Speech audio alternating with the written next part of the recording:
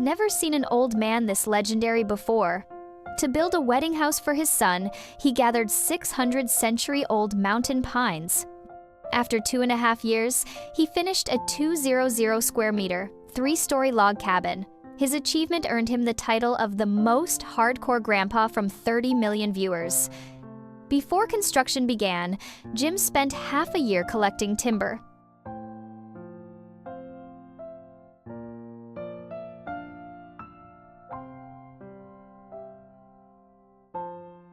Each log's diameter had to exceed 50 centimeters. Only then would the house have real presence.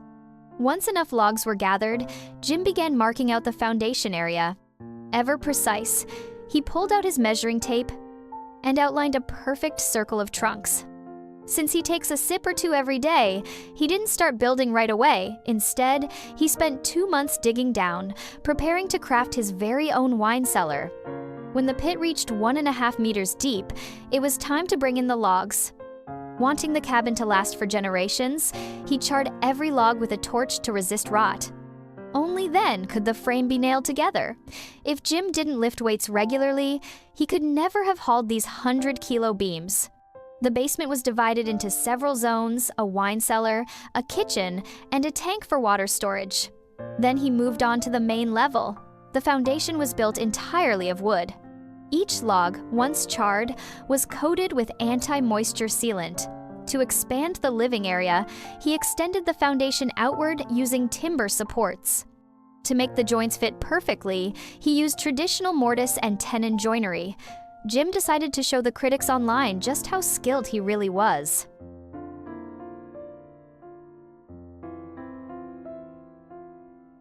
After securing the base beams, he filled the gaps with insulation wool. If this house can't last 100 years, then it's not worth building at all. Next, Jim laid down the floorboards, trimmed the excess, and sealed it with a moisture barrier. It might not look pretty yet, but that didn't slow his passion one bit. He used a hand drill to build the porch frame, forming its sturdy base. By the time he's out of breath, his dog's still doing nothing to help. The porch floor also needed to be laid. Since climbing was hard at his age, he gathered logs of different lengths, stacked and leveled them at the entrance, and topped each layer with planks. Now, walking up is smooth and easy. Then he fixed a pulley high in a nearby tree. Tiny as they looked, those pulleys could lift logs by the ton. At the edge of the foundation, Jim placed the first beam in position. He took up his axe, chipping away the extra knots. His dog, ever mischievous, tried to slow him down. Every log had to be chained first and hauled home with his trusty toy tractor. Then, he scraped each one clean with a spade. Because of the log's rounded shape, before joining them, he had to measure each precisely. He marked the lines for cutting, then sliced through each log from end to end. That heavy saw didn't even make his hands shake. He flipped the flat side down. His dog pretended to be startled by the sound. Next, Jim measured the joining sections with a chalk line and began cutting along the marks.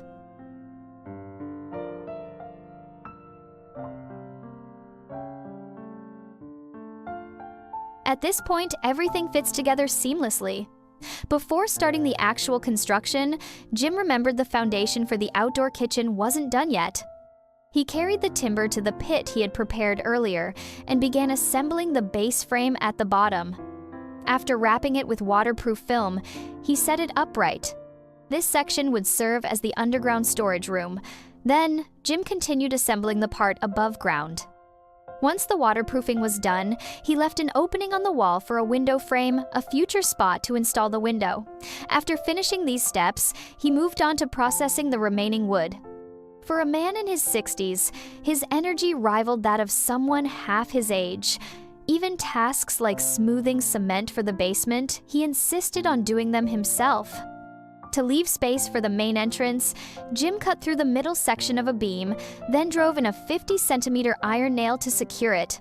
It was firmly fixed. These nails were expensive. A half kilo weighed nearly a full gin. Just then, heavy snow began to fall from the sky, making construction instantly harder. Luckily, Jim's determination matched his strength. He used a chalk line to mark precise guidelines, then traced over them carefully to avoid mistakes. Next, he struck the wood with his axe for a rough cut and switched to a chisel for detail work. But time spares no one. It took him 2 full days to complete this process. To make sure every log fit snugly, he wedged small steps into each layer's joint. Considering safety during construction, Jim cut more logs, planning to build a makeshift scaffold on site. Thick snowflakes drifted down from the sky, yet he wore only a short-sleeved shirt. Even when I was 18, I wasn't this tough. As the snow grew heavier by the minute, Jim finally put on an old coat he'd bought 60 years ago.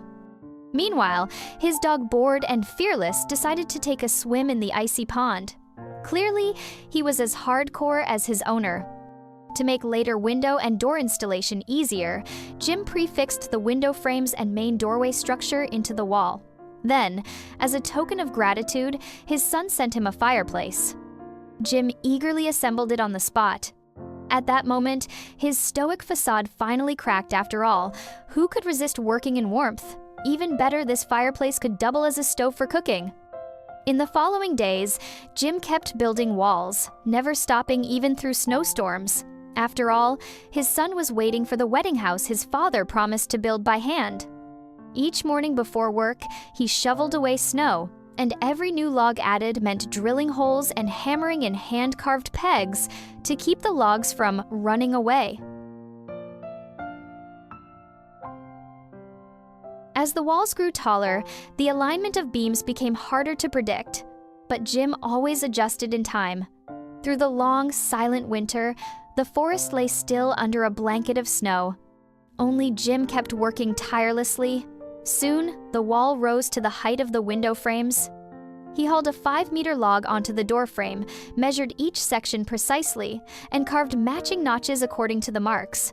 Now, it only needed a simple rotation to fit perfectly. Then, Jim moved the fireplace to a corner, testing how it would feel in its final place. The next day, he rode his snowmobile handsomely, carrying a wild wooden window frame. But before installing it, he began assembling the corridor framework. With 50 years of carpentry experience, Jim swiftly got to work. In just a few moves, he built a perfectly aligned frame. Then he secured it firmly on the right side of the corridor. Following the same method, he built the other side. Once the corridor finally took shape, hunger struck. He was starving.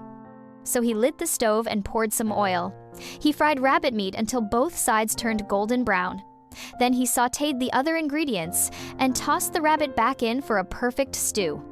A protein-packed lunch like this would fuel another 2 hours of evening work. With the walls now completed, Jim began laying the cross beams. He carefully carved grooves into each beam so they'd fit snugly with the walls. Every single log had to pass the level gauge test to make sure it was perfectly aligned. Without realizing it, time flu spring had quietly arrived. Jim laid planks atop the walls, creating a platform for safer access. Then, he started designing the roof frame. At 60 years old, his carpentry skills were as sharp as ever. From hauling raw logs to crafting each wooden joint, it was child's play for him. Pure mastery. Sometimes, he'd row across the nearby lake, enjoying a peaceful retirement without a care in the world.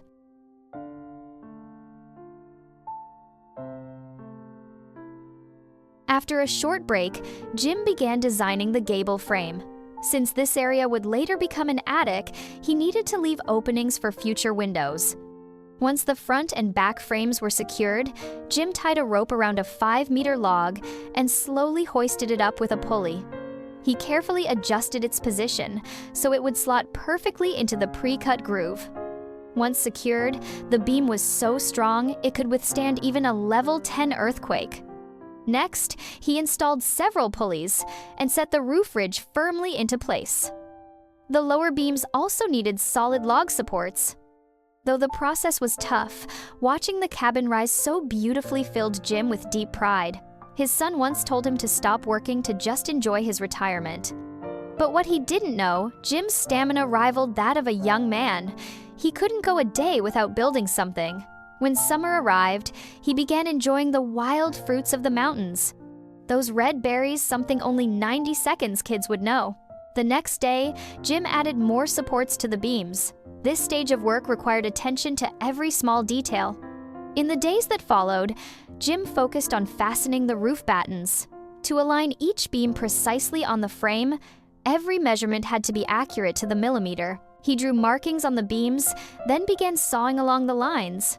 After chiseling off the excess wood, he slotted each board into place, reinforcing them with nails for extra hold. Of course, he hadn't forgotten the fireplace. He built a dedicated frame for the chimney before continuing with the roof battens. Once both sides of the roof were complete, it was time to fix the wooden boards on top.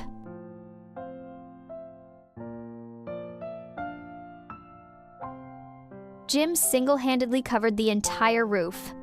Next came the crucial step, full waterproof protection.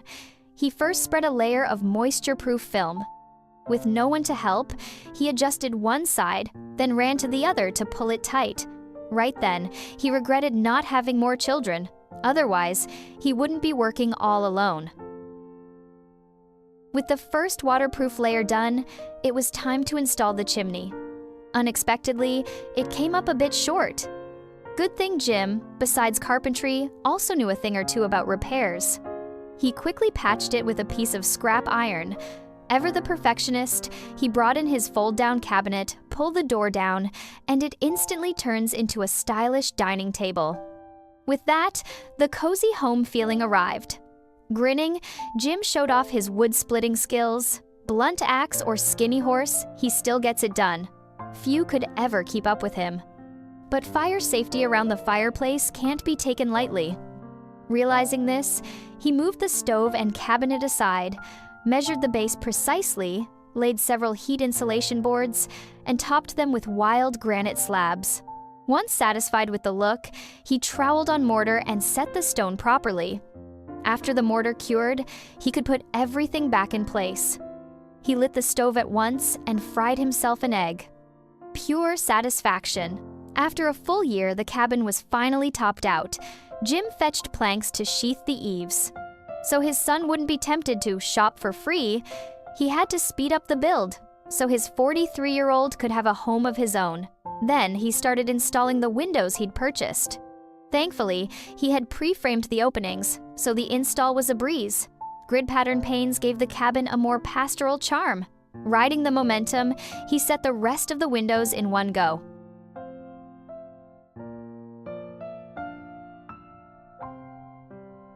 With no support beneath the front porch, it could sag as people walked, and the house wouldn't last long.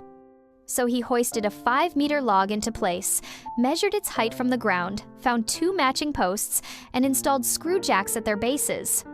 Each jack had 6 inches of travel, so he could adjust any time for expansion and contraction. Once the lengths were confirmed, he took the posts down again, chiseled a notch at the top so they would lock to the beam, mating perfectly with the crossmember. Now the whole thing looked far more solid. Brilliant dawn colors spread across the sky. Early that day, he cleared the interior. After a full year, it was finally time for interior finishes. For flooring, he chose solid wood planks, cutting them into varied lengths to create a staggered pattern.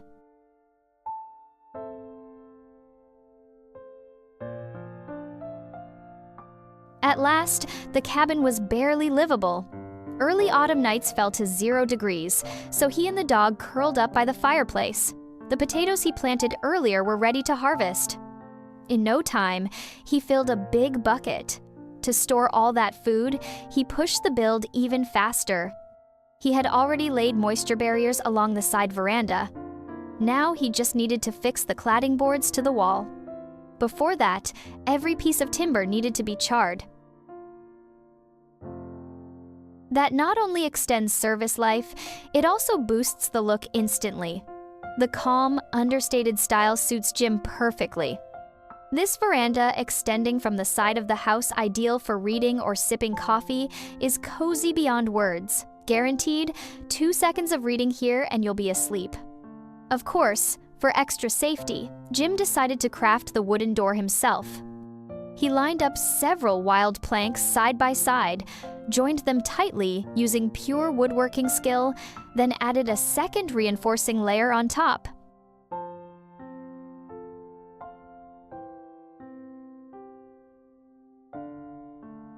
This entire process was a craft passed down from his father, a skill that allowed Jim to stand tall and live proudly all his life.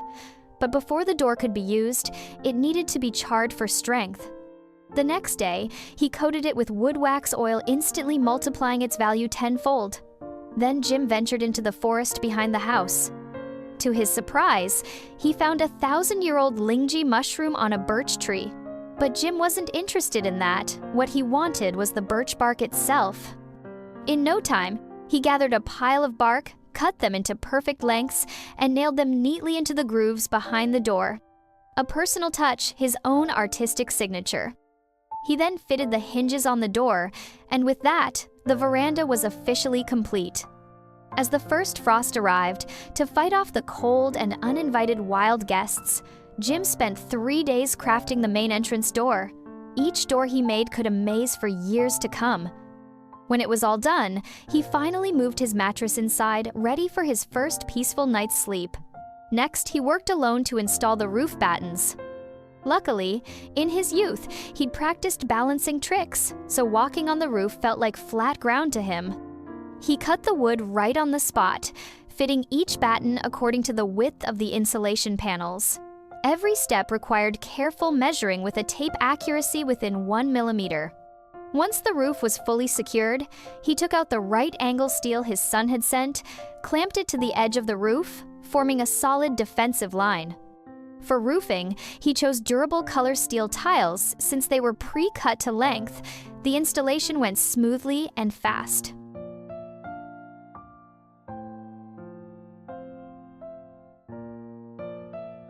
Knowing that off-grid life still needs power, Jim installed adjustable brackets in the yard, ready to mount solar panels.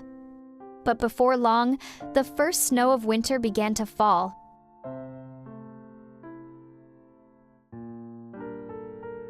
He had to wait until it stopped, then readjusted the panels for better sunlight. Next, he assembled the inverter in the basement. No matter how tangled the wiring looked, it always obeyed in his skilled hands. His technique showed decades of experience. To create a retro atmosphere, he even installed vintage-style hanging lamps. At 60, this king of the forest had become friends with the birds themselves. Taking advantage of the clear weather, he charred several planks of wood, then fixed them beneath the front eaves. It would keep wild visitors from sneaking in. To make his cabin truly watertight and airtight the next day, he prepared a bucket of wood filler. He pressed it carefully into every wall gap. Though it was meant as his son's wedding home, Jim's perfectionism showed in every detail. He smoothed each joint with a wooden board, making the logs fit even tighter together. But then came a storm warning, heavy blizzard ahead. Jim rushed to stuff insulation, cotton into the door gaps, and fastened boards over the windows to keep the freezing wind out. After that, he returned to his sawmill, where he began cutting more timber. Who would have thought this old man still had such skills? The uncut wood he then torched, giving each piece a beautiful dark finish. By the next morning, snow had piled up to his waist. The mountain cabin stood silent, strong against the storm. Jim spent his days stuffing insulation cotton into the ceiling, then sealed it with a layer of wooden planks, making sure not a whisper of cold wind could slip through. When the weather finally eased a little, he built a simple wooden bench from spare planks, making daily life inside more convenient. Now the cabin looked warm and cozy, but Jim wasn't one to stop there. He fetched more lumber, carved notches into the square beams, and joined them tightly like dovetail joints. Then he cut a wide plank to serve as the tabletop, creating a dining table big enough for 12. Even a full family gathering would fit just fine. Lastly, he laid down wooden flooring in the attic, turning it into a private hideaway, a secret base. After all, who hasn't dreamed of a cozy attic like this as a child? Jim couldn't wait. He moved all his belongings up there, claiming the space as his own. By this point, he was no longer willing to give the house to his son. After all, a young man should learn to stand on his own 2 feet. Thank you for watching until the end. Don't forget to like, subscribe, and hit the little bell so you won't miss any of our next exciting house building videos. Finally, share your thoughts in the comments below. See you in the next adventure!